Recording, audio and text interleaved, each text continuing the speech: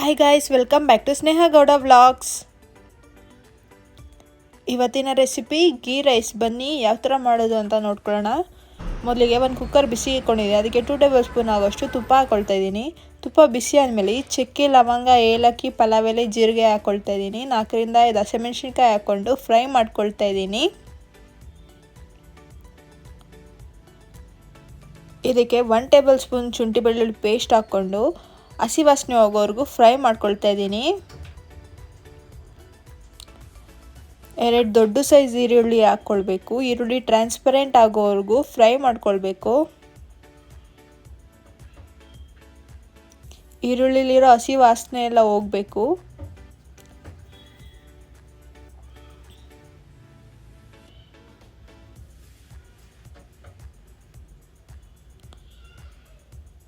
ಇವಾಗ ಇದಕ್ಕೆ 4 ರಿಂದ 5 ಗೋಡಂಬಿ ಹಾಕ್ಕೊಳ್ತಾ ಇದ್ದೀನಿ.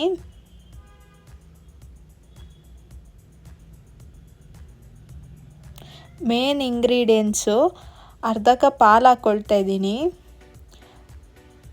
ತುಂಬ ಮೈಲ್ಡ್ ಟೇಸ್ಟ್ ಇರುತ್ತೆ. ನಿಮ್ಗೆ ಹಾಲು ಇಲ್ಲ ಅಂತಂದರೆ ಕಾಯಿ ಹಾಲು ಕೂಡ ಯೂಸ್ ಮಾಡ್ಕೋಬೋದು.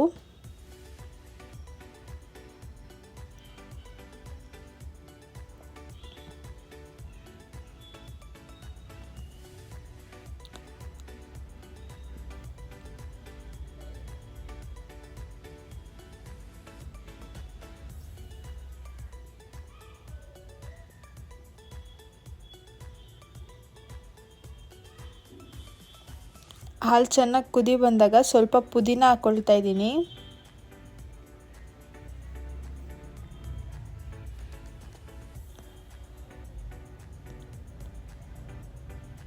ಇವಾಗ 1 ಗ್ಲಾಸ್ ಅಕ್ಕಿ ಹಾಕ್ಕೊಳ್ತಾ ಇದ್ದೀನಿ. ಒಂದು ಸರಿ ಮಿಕ್ಸ್ ಮಾಡ್ಕೊಳ್ಬೇಕು.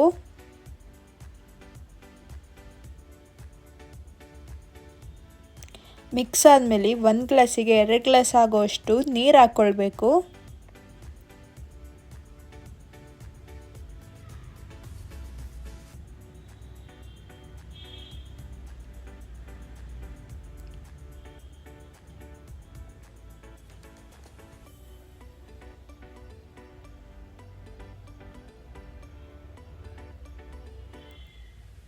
ಇವಾಗ ರುಚಿಗೆ ತಕ್ಕಷ್ಟು ಉಪ್ಪು ಹಾಕ್ಕೊಳ್ತಾ ಇದ್ದೀನಿ.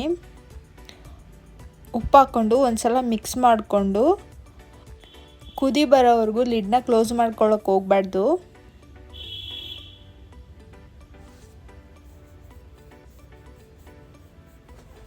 ಇವಾಗ ಕುದೀತಿದೆ. ಒಂದು ಸಲ ಮಿಕ್ಸ್ ಮಾಡಿಕೊಂಡು ಲಿಡ್ನ ಕ್ಲೋಸ್ ಮಾಡಿಕೊಂಡು ಒಂದು ವಿಷಲ್ ಕೂಗಿಸ್ಕೋಬೇಕು.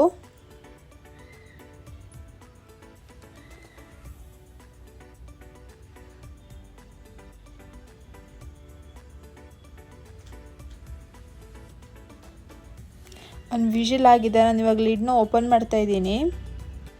ನೋಡಿ ಅರೋಮಾ ಫ್ಲೇವರ್ ಎಷ್ಟು ಸಖತ್ತಾಗಿ ಬರ್ತಿದೆ ಅಂತ.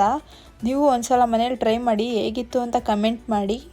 ಯಾರೆಲ್ಲ ಇನ್ನೂ ನನ್ನ ಚಾನಲ್ನ ಸಬ್ಸ್ಕ್ರೈಬ್ ಆಗಿಲ್ವೋ ಪ್ಲೀಸ್ ನನ್ನ ಚಾನಲ್ನ ಸಬ್ಸ್ಕ್ರೈಬ್ ಆಗಿ ಸಪೋರ್ಟ್ ಮಾಡಿ. Thank you.